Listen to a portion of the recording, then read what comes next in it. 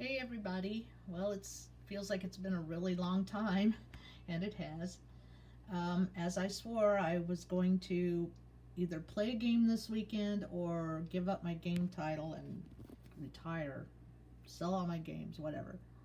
But of course, I wouldn't let that happen. So I decided to go with the idea of a old friend game that I know pretty well and pretty easy to set up, and I got out Dark Gothic, and this is actually Dark Gothic with also the Colonial Horror expansion. It's a standalone or an expansion, but I combined the two. Dark Gothic is from the Touch of Evil universe, which you know I love. It's the same people and a lot of the same characters and monsters and so on and so forth.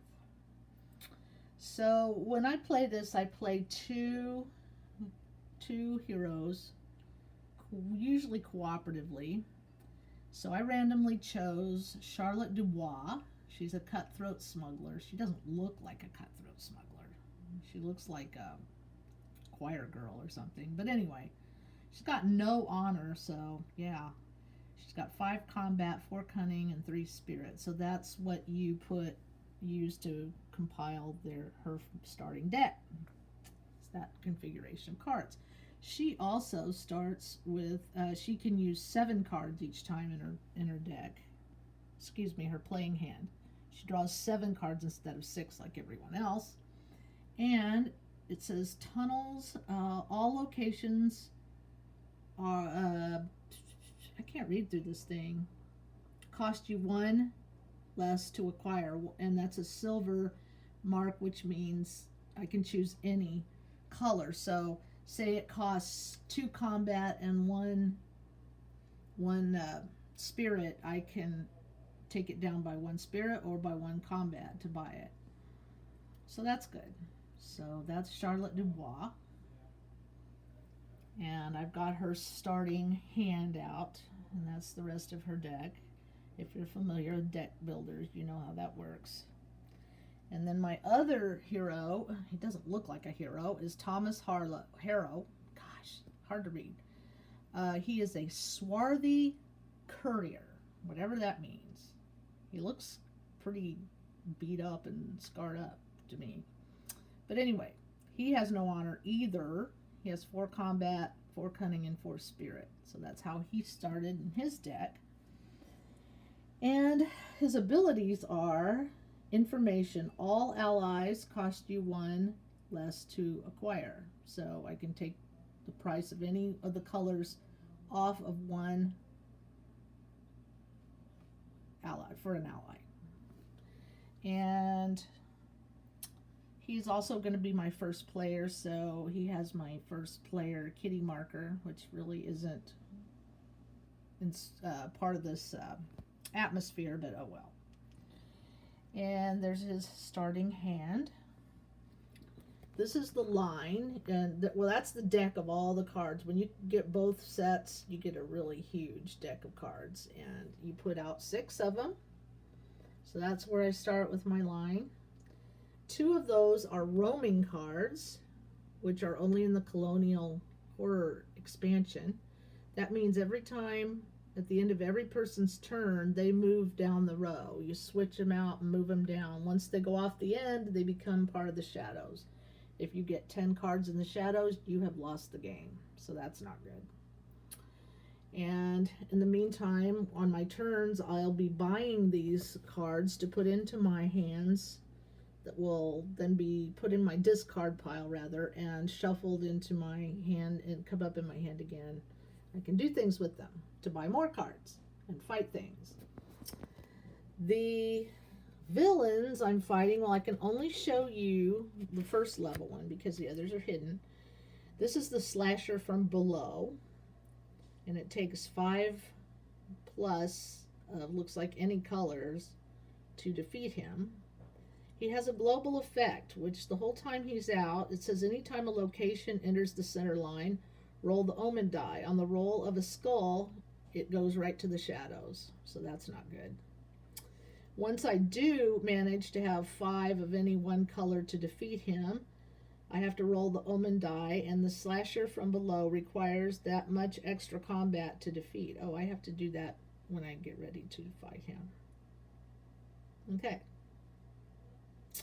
Well, and then after I defeat him, there's another harder one under him, and then I defeat that one, and there's another harder one under that. If I defeat all three before I get 10 cards in the shadows, I win.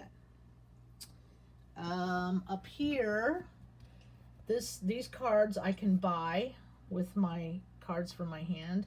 They're a little more powerful. So instead of each one being worth one, like one cunning point, one combat point, one spirit point, they're worth two. So it's better to try to get those in your hand and get rid of the 1 point ones. There's some secrets in this game. If you get those dark secrets, they're not good. If you get, then there's shocking discoveries. And let's see what those are like. If you get a shocking discovery, where are you? It says play this card next to the current villain. If that villain is defeated, discard this card. While it's there, all allies cost an extra spirit to acquire. So it's just things, some of them are good, some of them are bad.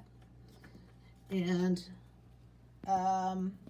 that's one of Thomas's abilities, is that he gets to pick two. If he has to take a shocking discovery, he gets to pick two and look at them and pick which one he wants to keep. So that's good, because there could be a good one and a bad one, and he can obviously keep the good one and get rid of the bad one.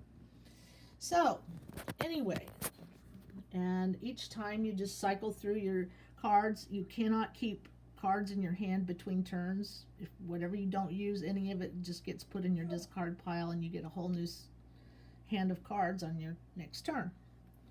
So it's really, I really like it. First of all, I love the Touch of Evil universe. So I love the people, I love the stuff, I love everything about the cards in the universe.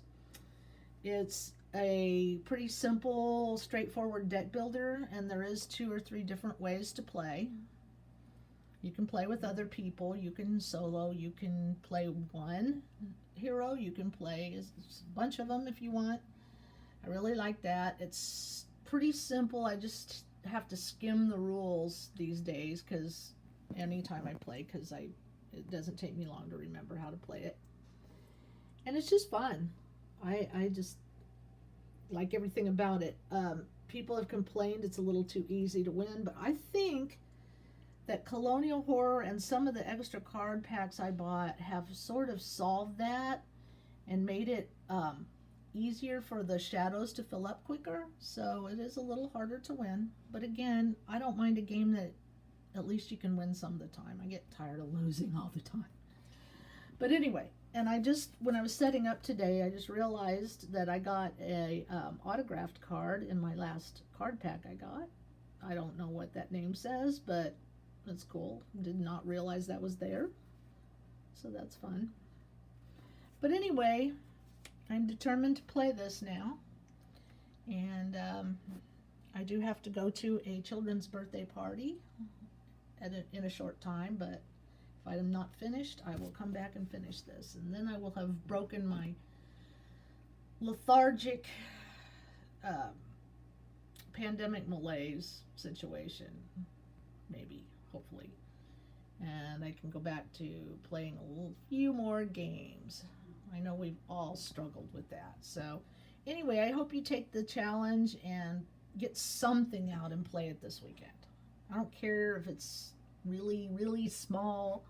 Just play something. Push yourself through it, maybe.